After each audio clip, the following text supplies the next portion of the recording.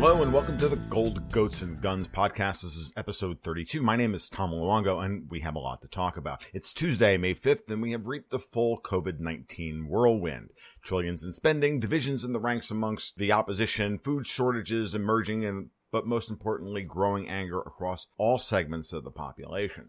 We'll discuss this and more, but before I do, I want to remind you that you can follow my work over at my blog at tomluongo.me. You can follow me on Twitter at TFL1728. Live streams happen on YouTube and DLive.tv every Monday night at 8 p.m. and every Friday night at 8:30 p.m. Eastern Standard Time. Warning, I'm a bad boy. I've got a potty mouth, and I am not afraid to use it. But you can also support verified publishers like me by downloading and installing the Brave browser, where you can get paid in crypto tokens called BAT for voluntarily being served internet advertising as opposed to feeding the Google beast. Brave protects your online privacy while saving you time and bandwidth by blocking all those pesky data snoopers that are feeding the growing surveillance state. You can use my referral code at brave.com/Tom405 to support the podcast directly. And if you use Brave for more than 30 days, I'll get the referral fee. Lastly, you can join over the 400 people who support me on Patreon at patreon.com/Gold, Goats, and Guns, where you can sign up for the private market reports published every Wednesday and Sunday, and or the Gold, Goats, and Guns monthly newsletter designed to wrap up all the geopolitical chaos, this global macroeconomics, and shifting cultural trends into a portfolio strategy designed to help you make sense of a world going mad. All right. Now, in episode 27, the last time I did one of these where I didn't have a guest, I talked about the corona apocalypse as more than just a health crisis, that it was a cultural one, that it cut across generational divides. It was dividing Gen X from boomers. It was doing all sorts of things along those lines. And I talked about some Jungian stuff. I talked about the divide and the psychological problems that are associated with COVID-19 and with this type of crisis. Okay. And I took a lot of heat for that within the audience, and that's fine. It's fair enough. I still feel that analysis is correct in the general sense, and I do believe that this is becoming the dividing line between Generation X and the baby boomers.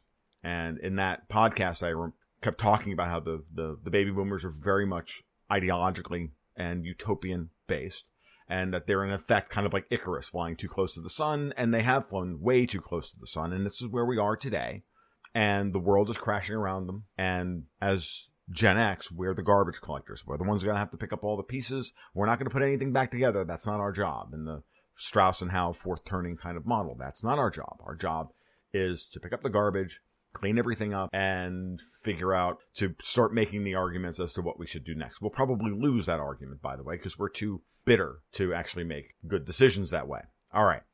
COVID-19, I fundamentally believe, is preying on that cultural divide, not necessarily the generational divide, but certainly the cultural divide between the ones who still want to hold on to the way the world works as it is today, or it did work up until about February, and the one that's actually here today.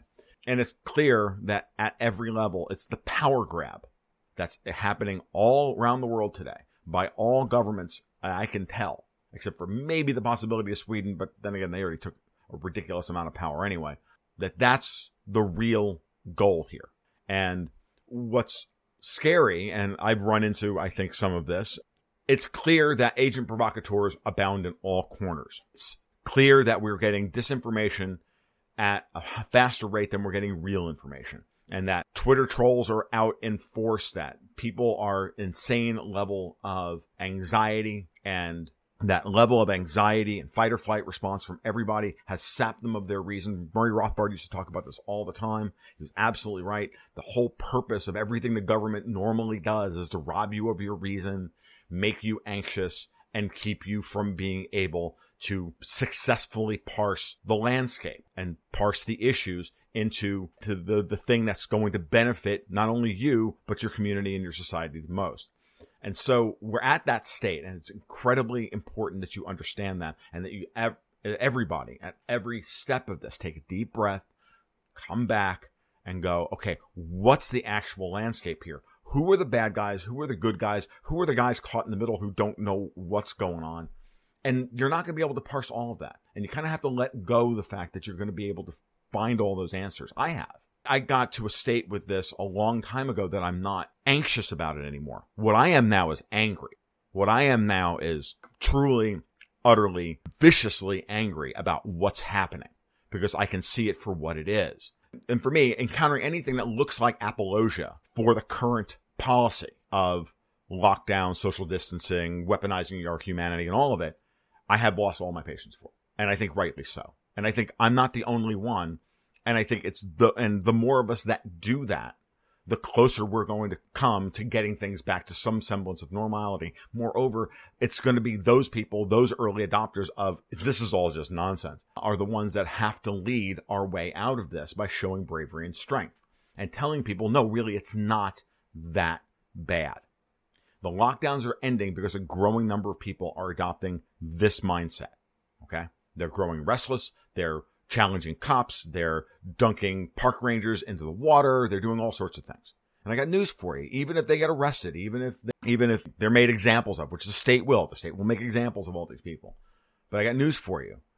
More people will look upon them as folk heroes than they will look on them as idiots. They're beginning to realize that the governments are completely incompetent and or clueless. Because reality is that supply chains are cracking left and right. Things are just not working as efficiently as they were before. And they're not going to work efficiently going forward. And I was talking in my live stream last night about why is it that we haven't fired any government employees yet? Why is it that we're pursuing policies that are maximally trying to destroy the ability of human beings to organize and be communal and be capable of maintaining a civilization? Why are they doing that? Well, we know why they're doing it. They want civilization destroyed is why they're doing it. Now the question is, who's on their side? Who's on our side? Or is there more than one side to this? And the problem here is that there truly is more than one side. This isn't just white helmets and black helmets here. It's not just good guys and bad guys. There are multiple sides to this. There are people caught in the middle who are just truly incompetent, doing their very, very best, and are overmatched relative to the situation, and they don't know what to do.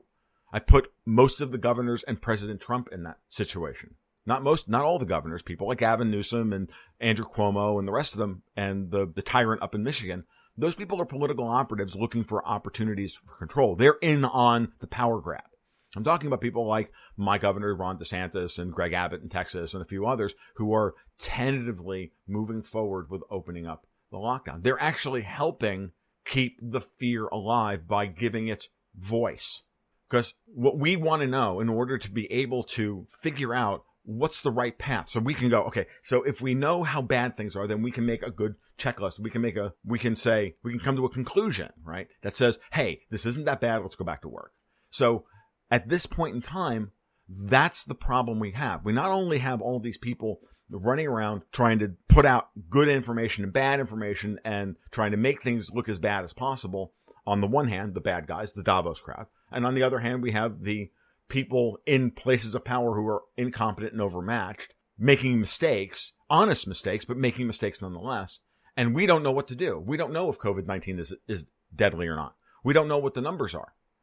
And we keep thinking that, well, we'll just go with the numbers. Well, now we're at the point where the numbers are so heavily in favor of opening up the economy that the bad guys are now trying to undermine any comparisons to those numbers. And the point being is that the whole point is to keep not only the government is now a problem in its response, but now the numbers themselves don't lead us to any conclusions because we can't have any faith in them either. The models were all wrong. The death certificate numbers from COVID are being padded. Now we find out that the CDC only models the flu deaths that they report every year, which isn't the next iteration of the PSYOP to make you not trust the numbers so that you go with the government numbers. That's the game they keep playing, and they keep trying to keep you from seeing a clear path forward because they're trying to stop you from saying, yes, let's go back to work. This isn't that bad. It's time to be brave. They want you fearful. They want your anxiety at a fever pitch to rob you of your reason, to keep you from thinking clearly for yourself and thinking independently of what it is that they want you to think. And it's the media and the powers that be that stand behind all of this. I call these people the Davos crowd for a very specific reason. It's not just a cool, edgy name. It's because it cuts across all political labels. These people are nominally conservatives and liberals. They're commies. Some of them are somewhat libertarians.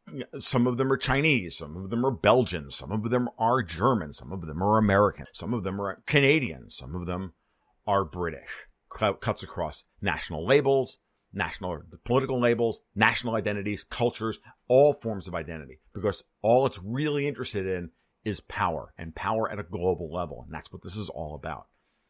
So, as I said, on one hand, you have people like Trump who are trying to reassure everybody that we have a plan, that there are cures, we have answers, we're on top of all this stuff. It's bad, but we have to be careful, but we can go back to work. This is the wrong message. But this is what you have to expect from people who ultimately have no moral courage. And I've been saying this about Donald Trump for over 2 years. He has no moral courage. And he's infected that lack of moral courage in all of his best political allies, i.e. the governors in this crisis of the big red states who are scared to death of the political consequences of quote unquote opening up too early because they don't want to deal with the headlines. They don't want to deal with the bad press. It has nothing to do with the fact that the press is lying to us. It has nothing to do with any of that. It has nothing to do with the fact that the hospitals are lying 75% empty, as DeSantis told us last week before he opened everything up. The goal is what the Davos crowd wants, is to continue to amp up the fear, to undermine your confidence in your ability to parse the situation. They want to draw the pandemic out. Lockdowns extend the life cycle of the virus. They keep us from getting to herd immunity at a societal level. They want to attack the use of hydroxychloroquine. They attack Trump. They attack this. They attack that. They keep everybody polarized. We're seeing it within the quote-unquote anti-war populist movement, and we're dealing with it now. And they're successfully dividing us. Well, it's because some people are morons, and they won't accept their own fears are irrational. And while all this is going on, they're writing new laws, they're taking control of new tech, they're empowering Google, they're empowering Facebook, they're empowering YouTube, they're creating their technocracy, transnational, supranational technocracy, and they're doing it while we're yelling at each other. And we're not shaking each other's hands. I gotta give them credit. They're winning, like, in every area. They've weaponized our humanity to the point of it destroying society. And when you're not sure whether you should shake somebody's hand in public, when you're not sure if you're standing 6 feet away from someone as opposed to 5.5 feet away, when you're worried about things like this, your anxiety levels are off the charts. You're not thinking clearly. You're worried about that. And you shouldn't be. I walk into a store and all I can think of is I'm not wearing a mask and I'm not this, and I wonder what people are thinking of me. But at the same time, I consciously don't alter my behavior. Even though I'm aware of my body wanting to alter my behavior to be respectful for other people. No, I walk up to the counter and I still act exactly the way I normally do, which is generally vaguely antisocial in the first place. I'm not a particularly nice person. There it is. I actually go out of my way now to be slightly nicer than I normally am, slightly warmer, invade personal space just a little bit more, even though I'm normally very standoffish. Doing it on purpose. It's to put people at ease, and I know it makes them anxious. But the goal is to tell them, look, I'm not worried about this. I'm not being irresponsible. I'm not worried about it. You have to lead. You have to show competence and show confidence. Stand up straight with your shoulders back, right? That kind of thing. We went out to dinner last night for the first time in forever. And I did it on purpose. DeSantis opened up the state, and it was 5-4. It was Star Wars Day, which was irrelevant. But we're going to go out, and we're going to go have dinner. And we found place that was open, and I went to Longhorn Steakhouse, but I had to go to Lake City to do it because in Gainesville, I would have had to wear a mask because Alachua County decided to show their true colors by superseding the governor's mandate by saying, well, even if you're in a restaurant, you have to wear your mask while you're not actually eating. While you're eating, you can take your mask off, but then you have to put it right back on when you're done eating. I'm not going to go to an Alachua County restaurant for the foreseeable future until that ends. I'm just not doing it. And they're not going to lift that restriction for months, regardless of what DeSantis does. They will do it on purpose, purely for political reasons. So I went up to Lake City, went to Longhorn Steakhouse. I didn't get a steak because I can get a better steak at home. I went and got, shrimp or something else. But the point being is that I went out of my way to go, not make a scene, shake people's hands, even though I know that's supposed to be verboten. That's the whole point. Spent money on dinner last night that I shouldn't have spent or didn't need to spend. I have food. I'm prepared for this. Because leadership is acknowledging that fear exists. I'm fearful of this thing at a certain level, sure, but still showing bravery. You have to communicate that to other people, and you can only do that when you interact with other people. And what are they trying to tell us to do? We're not allowed to get into groups of bigger than 10. That's an ultimate social control tool. Not allowed to talk to each other. We have to stay 6 feet apart from each other. Not allowed to hug grandma and any of this stuff. That's just terrible. It's terrible. It's so terrible. It's damaging at every level. And we have to reject it at every level. It's so thoroughly and utterly wrong. Playing the odds and justifying your tribal behavior with science and numbers is only making things worse. And anybody who wants to play that game and parse these things that way is missing the point. Because you cannot separate the economic from the politic, from the societal, from the cultural. You can't. They are all intertwined because they're all the same thing. They're just different ways of talking about the same thing. This is the problem that people have when they talk about economics and they talk about politics and everything else. They don't realize that all these things are exactly the same thing. There's just different languages, different corners of the language, metaphors that we use to discuss what are universal truths, which is ultimately how do people behave in these situations. The latest iteration of the anxiety pimping is that the COVID-19 numbers are far worse because they're real, while the CDC isn't, right? There was the article in the Scientific American by some guy from Harvard. What a shock. He was from Harvard. Telling everybody, letting the cat out of the bag, like no one's ever known this. Like all of a sudden, this guy did the numbers and went into the numbers, and we found out that they were all just a model. Like people didn't already know this. Like, are you kidding? This is how pathetic it is, and that's making the rounds everywhere. But it was released and written at this moment in time as a way to stop people from getting off the train and going back to work. They want us all on the train to, for all intents and purposes, the ovens. It's what they want. People are realizing it's not that deadly. That it's comparable to flu and that it complicates individual health issues. But so now we have to undermine the flu by saying, by the way, all those flu deaths aren't real. They're all just numbers, models that the CDC made up. Now they're attacking the CDC when the CDC used to be one of the pillars of this entire process. So now it's the CDC versus the WHO. And now that just fuels all the conspiracy theorists into thinking, oh my God, there's another layer to this that I missed. And then they go chasing rabbit holes. And no, none of that matters. This is irrelevant. And it's a classic example of an article that is written in such a way to amplify and to trigger all of the dopamine responses in every IYI you've ever met. That's Nicholas Nassim Taleb's descriptor for intellectuals yet idiot. IYI. And they're everywhere. IYIs are everywhere across all the political spectrum in every way, manner, shape, or form. The biggest IYIs are the agent provocateurs because they look like intellectuals. They are idiots, but they're very, very good at parsing and creating controversy where there is none. An article like this or a paper like this or a headline is all about trying to make people feel smart for being afraid. It's so evil. It's unbelievable. Now, what's interesting was listening to Scott Adams' live stream from last night, and he was talking about this very issue about all of a sudden he's like, all these flu deaths, they're just a model, and they're wrong. So now everything that they tell us is wrong.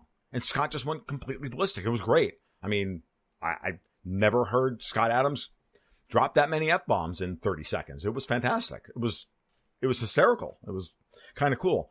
And for the most part, Scott's absolutely right. The government's lost all of its moral authority, but at the same time, he's supposed to lose his faith in everything. He loses his faith in people like Trump. He loses his faith in people like Fauci. He loses his faith in everybody. And people are going to hear that. The people who don't like Donald Trump are going to hear that Trump's a moron. The people who hear that the CDC, they didn't trust the CDC, they're going to go, I don't trust the CDC anymore. They're supposed to lose your faith in everything. But at his core, he's right. Because what he said was very good. And I'll make sure I link this. But absolutely watch it.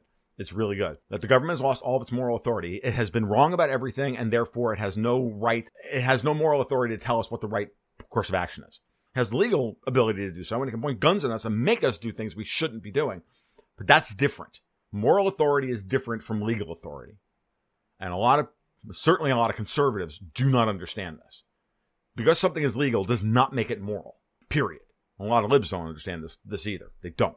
It means that at the end of the day, Scott Adams, whether he likes it or not, is rapidly becoming a flower-throwing libertarian, and it's kind of awesome to watch. So is Tim Pool, by the way. So the government's lost its moral authority. All institutions are suspects. There are no plans. There's no plan. There's no cure. There's no this. This is where Scott went. He went a little too far. No, there is hydroxychloroquine is an effective treatment if it's administered early in the life cycle of the disease. What's happening out there? The official smart people are telling are trying to delay the application of hydroxychloroquine in people's treatment cycles in order to pad the death statistics. That's why they're doing it. You don't think that that's what's going on? That's absolutely what's going on. And then we can go back to this article in Scientific American saying, hey, see, we have real numbers. Flu numbers, it's not a flu. It's worse than the flu. There's no vaccine. And I've been saying this for a while, the coronavirus is a cousin to the common cold. We've never come up with a cure for the common cold other than bone broth, vitamin D, vitamin C, and thyme. Because there is no other cure for a coronavirus other than vitamin D, vitamin C, bone broth, and thyme. So go back to work and be brave. Go back to work and be brave, which is what I said 6 weeks ago. Go back to work, be brave. This is all an operation. The right response now, the nuanced response, is to look at the psyop from all sides. Yes, incompetents like Donald Trump are ultimately useless. He's making things worse by trying to make things better. He's well-intentioned and he's being used to be a problem. He's going to be an easy target for his political opposition.